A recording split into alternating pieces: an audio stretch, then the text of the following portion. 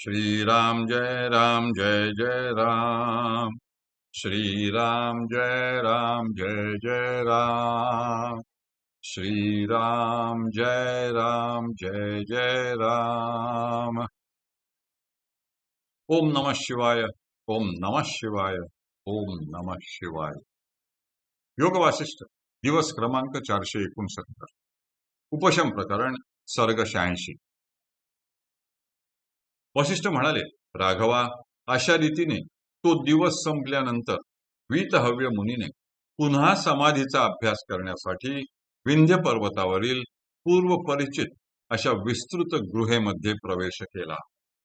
या जगासंबंधाने सारासार विचार करणारा तो मुनी या गुहेत बसून आत्म्याचे अनुसंधान न सोडता मनाने विचार करू लागला. तो म्हणाला, मी आपल्या इंद्रिय गणांना विचाराने बाधित करून टाकलेच आहे, तरी आता त्या संबंधाने पुन्हा विचार करण्यात काही अर्थ नाही. एखादी सुकुमार लता तोडून टाकावी, त्याचप्रमाणे ह्या जगाच्या असत्यते संबंधाची कल्पना मी अजिबात तोडून टाकली असून आपले शरीर, मस्तक आणि मान एकाच रेषेत धारण करून व आसनबद्ध होऊन जगाचा मनाने त्याग केल्यानंतर अवशिष्ट राहणाऱ्या साक्षीभूत चिन्मात्र स्वरूपाचा दृढ अवलंब करून मी आता एखाद्या पर्वत शिखराप्रमाणे स्थिर होतो. जिवंत असूनही अज्ञदृष्ट्या मेल्याप्रमाणे असणारा व मेलेला असून तत्वदृष्ट्या जिवंत असणारा, तसेच अंतःकरण शुद्ध बनून समभावाला प्राप्त झालेला मी आता चिन्मात्राच्या ठिकाणी समरस होऊन राहतो.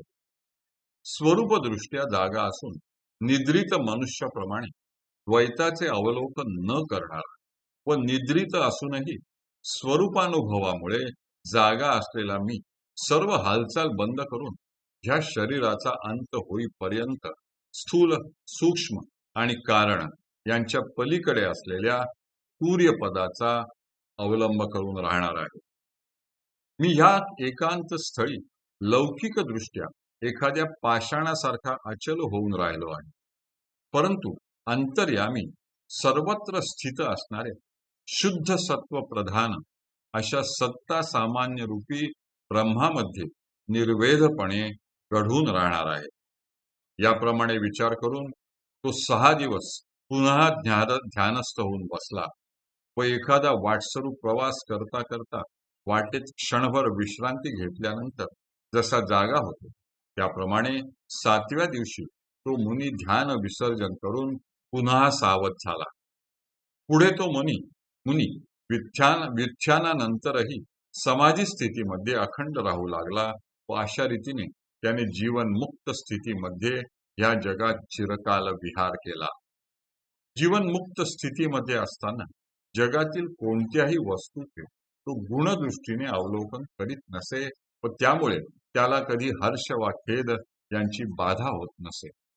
जगात कुठेही संचार करीत असता किंवा एखाद्या ठिकाणी राहत असता त्याच्या हृदयामध्ये सत्ता सामान्य स्थिती सदैव जागृत असे.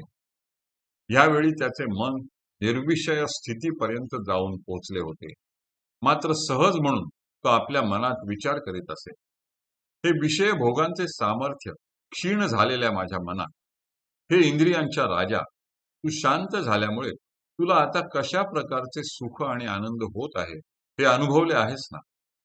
हे चंचलांमध्ये श्रेष्ठ असलेल्या मना, तू आपल्या ठिकाणच्या चंचलतेचा परित्याग करून यापुढे वैराग्य दशेतच राहणे योग्य आहे.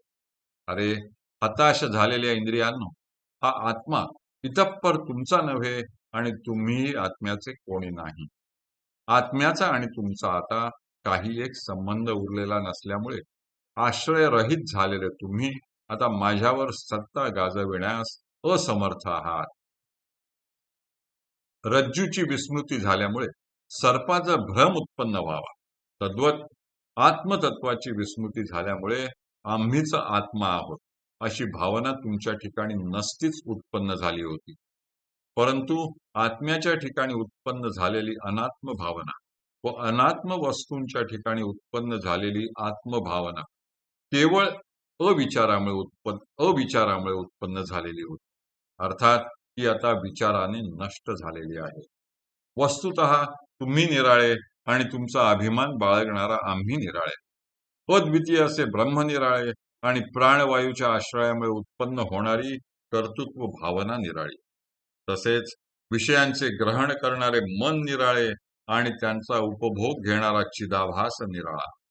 अशी वस्तुस्थिती असताना यात वास्तविक दोष कोणाचा आणि कसला?